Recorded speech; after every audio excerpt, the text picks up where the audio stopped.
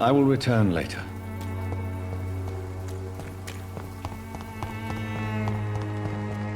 We can sort it out, right? It's not my call, Barrett. You pay me one way or another. Please, Joe. How long have we known each other? We even used to be neighbours, for Christ's sake. I'd prefer not to give you another beating, Barrett.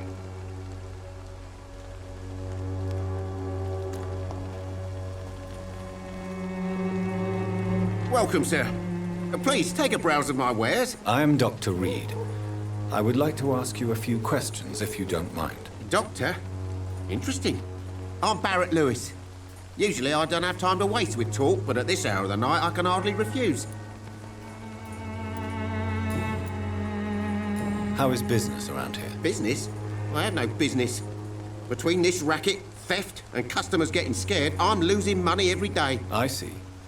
Sounds like you blame someone in particular for your situation. It's no secret Joe Peterson spends his time harassing merchants. But with me, he's trying to put me out of business once and for all. As a merchant, you see Whitechapel every day. Have you noticed anything out of the ordinary recently? What you mean besides the epidemic, the war, and all the usual crap? As long as I can remember, this part of town has been a bottomless pit, and no sign of the bottom yet. Violence is increasing in the borough. Yeah. A few nights ago, some blokes jumped me. Came out of one of the condemned workshops.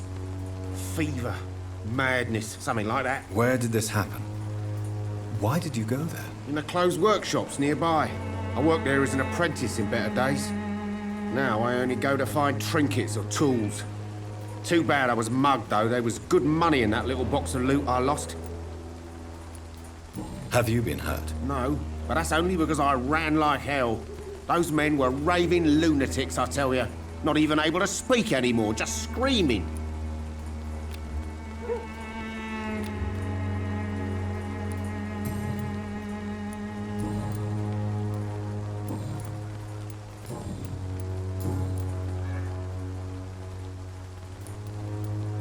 Barrett, you had an affair with Joe's wife, didn't you? Yeah, I did. She's the only woman I loved. My first regret is that she stayed with Joe after Harry was born. The second is I never shed a tear when she died. Did you ever try talking to Joe? Never. But I suspected he knew everything, even without knowing it. And he decided to make me pay in his own way. Do you mean you're Harry's father? No one will ever know for sure. And it's better that way. And I don't believe I'd have been all that bad as a dad.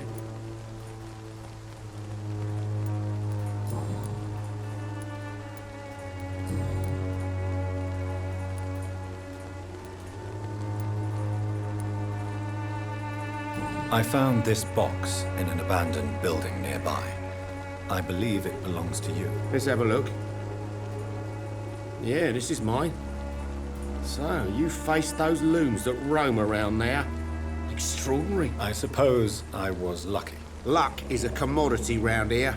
Yours should be properly rewarded. About this package, it's not just tools and trinkets, is it? I want to be rude or anything after your kind gesture, but it's none of your business.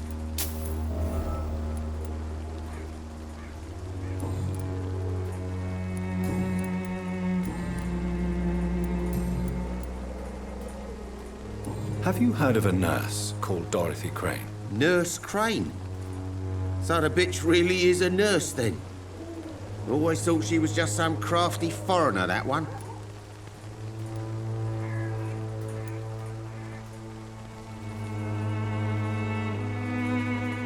Yes. Those bloody immigrants should know their place, eh? How dare they do a better job than the lazy natives of this land? Dorothy Crane ain't even a real name. Something like Dorothea Craniu. Something like that. Came to England fleeing the war, I was told. That doesn't explain why she irritates you so much. Your precious Nurse Crane gives away medical supplies and prescriptions for free. I offered to sell it for a fair cut, but no. Miss Crane wanted to play the quiet saint.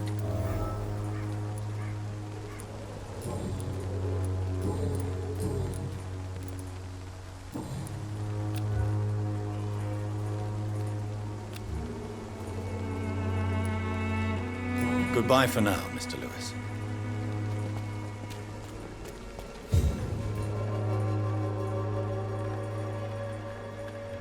Excuse me, sir.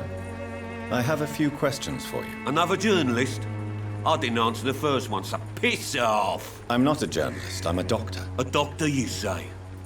It's quite a rare breed in this part of town. Really?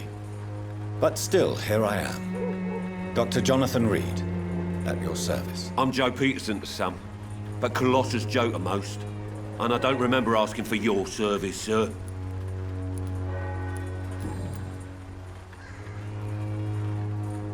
May I ask what you do around here? I do whatever I want, and sometimes even more.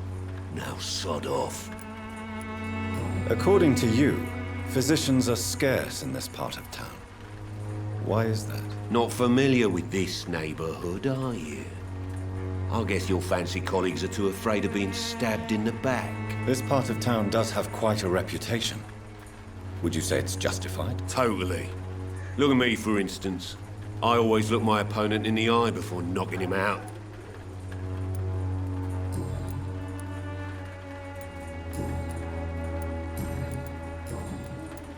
How did you become the local bully everyone is afraid of, Joe? There's no pride in roughing up poor bastards. But this is the only job I've found. And it pays well, too. A job? So you're racketeering for someone else? I got enlisted by the Wet Boot Boys, a gang from the docks. I'm their muscle for their dirty work.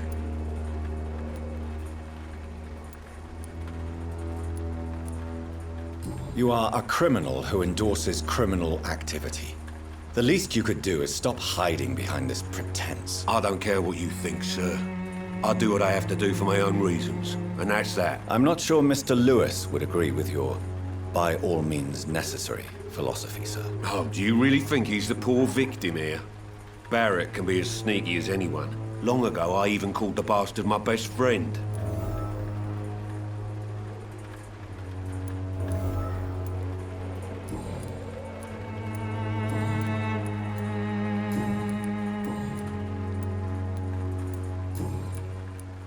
Have you heard of a nurse named Dorothy Crane? She's a colleague of mine and is supposed to live around here. Dorothy Crane? Yeah, I know her. One of the few good souls who dare to help the sick around here. Could you please tell me more about her? She's a nice girl. Tries to help the migrants. I offered to give her a hand, but she said my reputation would attract too much attention.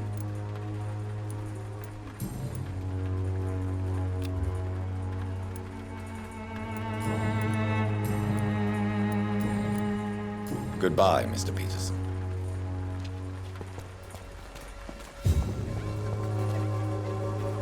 Fancy buying something, sir? You never lose your focus, do you?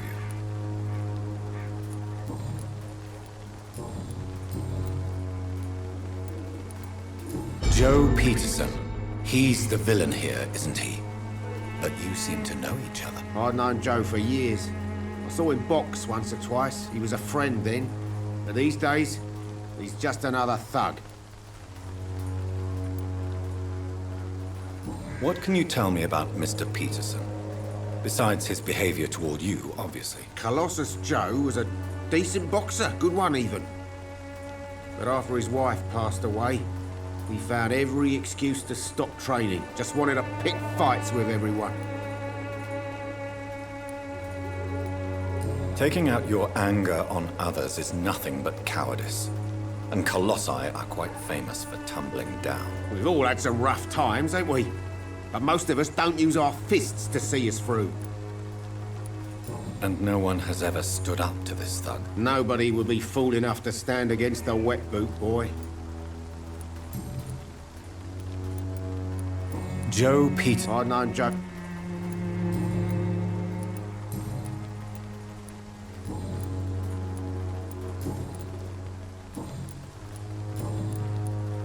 Right then. Show me what you have.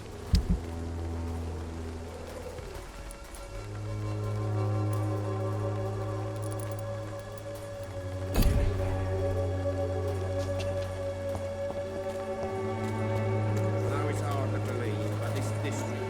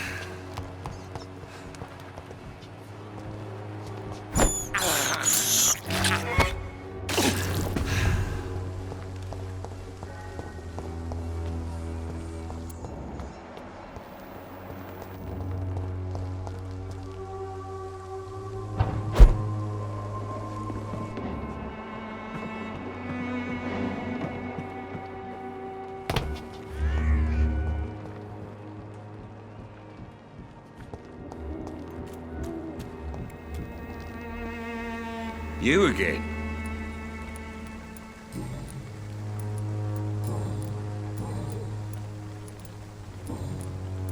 Goodbye.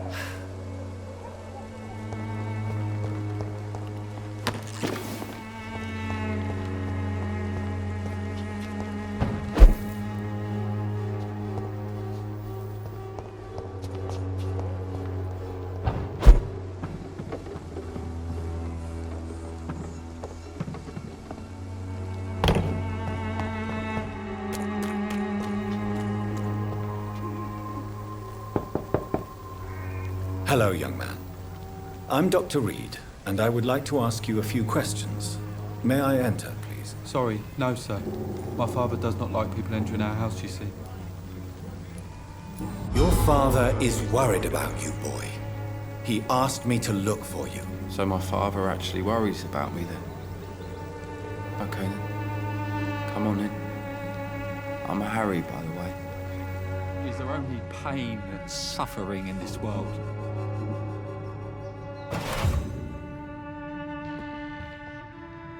So, may I ask you a few questions? I'm not bothered. What could be worse? How do you feel? I'm fine. I mean, it's not easy every day, but I'm fine. I'm just tired of being sick all the time. If only I could be tough, like... Well, you know. Speaking of which, what can you tell me about your father? My father is an idiot who makes idiot things. That's all I have to say. Forgive my bluntness, young man, but you don't seem happy living in Whitechapel. Why should I? I never wanted to come here in the first place. It was my father's decision. And look around you. Does this look like a nice place to live?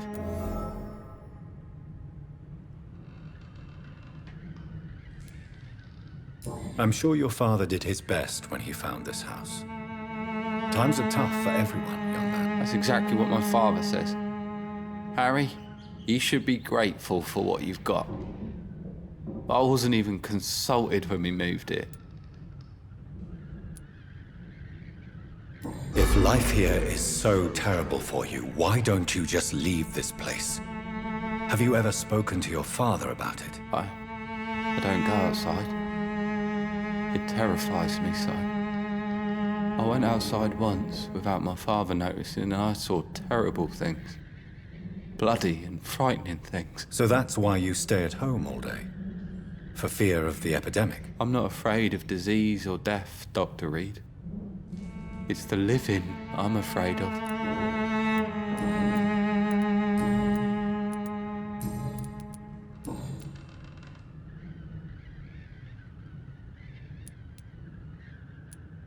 Do you remember when Barrett Lewis was close to your family? To your mother? Not really. I was too young.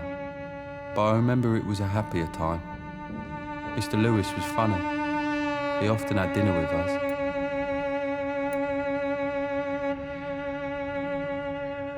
Why are you sad then? Because it hurts to remember a time when my father used to laugh and smile. It hurts to realise he's as sad as me now. How was he towards you? He was nice, I guess.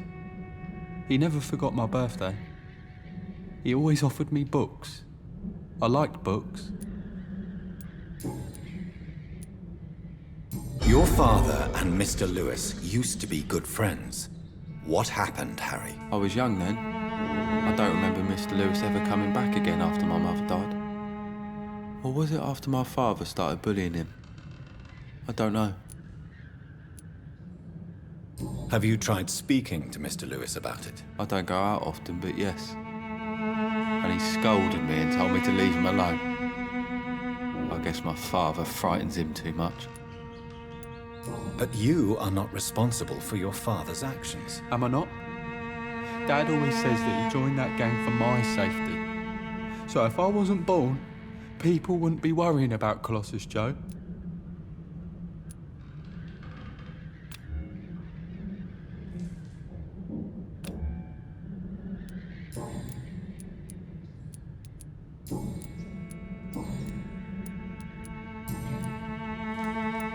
Do you know Nurse Dorothy Crane from the Pembroke Hospital? I'd like to know more about her. Yes, I know her. She came here to examine me when I was very sick. She said I should go out more.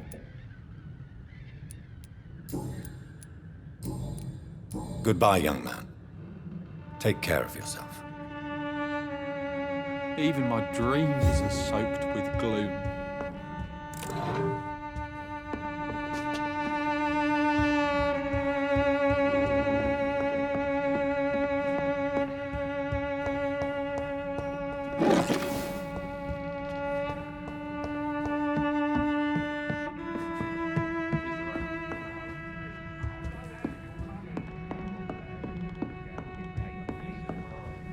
It's locked, all right.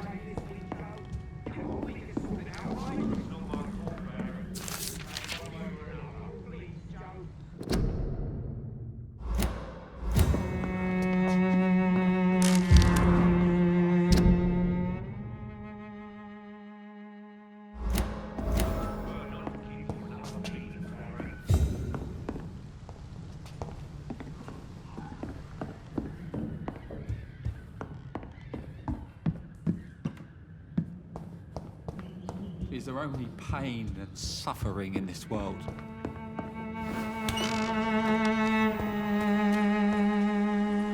You again? What do you want this time?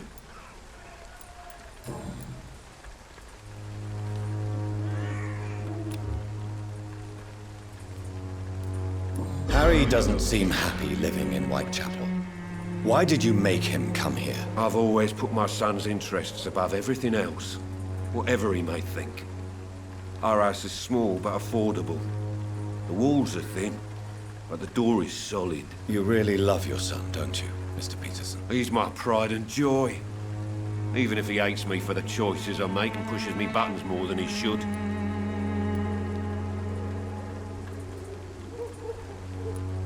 Since the criminal nature of your job means you could be arrested, are you not afraid of what would happen to your boy if you were? No one will ever take my son away from me. If that ever occurred, I'd hunt the bastard down and rip off his head with my bare hands. Do you have any regrets? Only one. Not to have my beloved wife by my side. She died when Harry was little. My sweet Jane. She gave the boy confidence.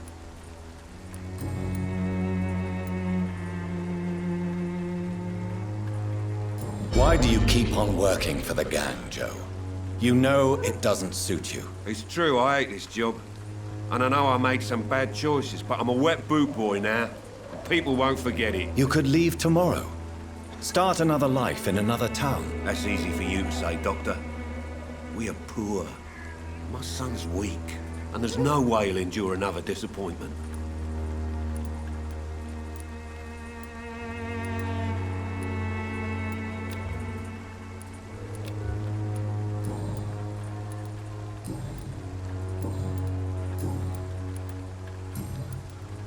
Goodbye. Fancy buying some? You never...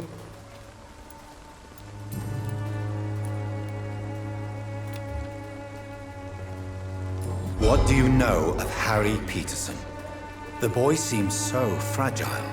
Not like his father at all. Harry's a good boy, but he spends most of his time complaining. He's had it tough, all right, but he needs to grow a pair. What troubles him exactly? But despite being his father's son, almost everything, I think. He never wanted to come to Whitechapel in the first place. Hates this place more than most of us.